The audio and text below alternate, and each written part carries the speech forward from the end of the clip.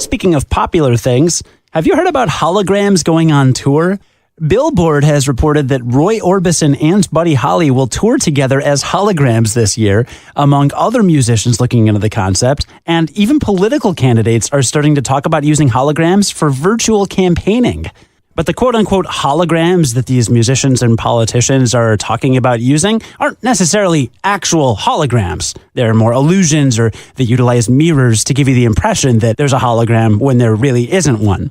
But holograms like the Help Me Obi-Wan Kenobi image of Princess Leia in the original Star Wars are actually starting to become a reality. So today we figured we'd get into how that is being done. We'll focus on a breakthrough that happened in 2018 when researchers at Brigham Young University developed an incredibly advanced method for creating holograms.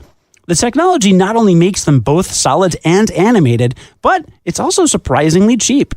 And the secret is a device called an optical trap display. It traps an opaque particle, a particle you can't see through, in an invisible laser beam.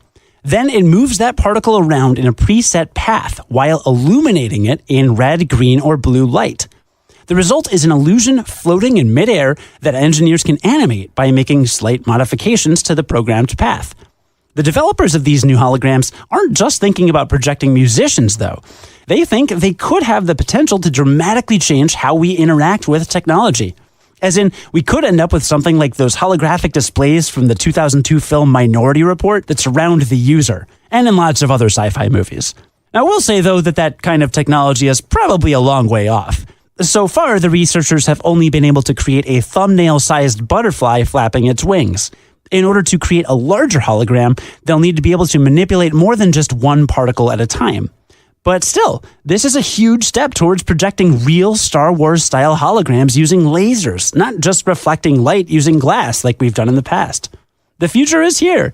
Are you ready for your first holographic selfie? Am I?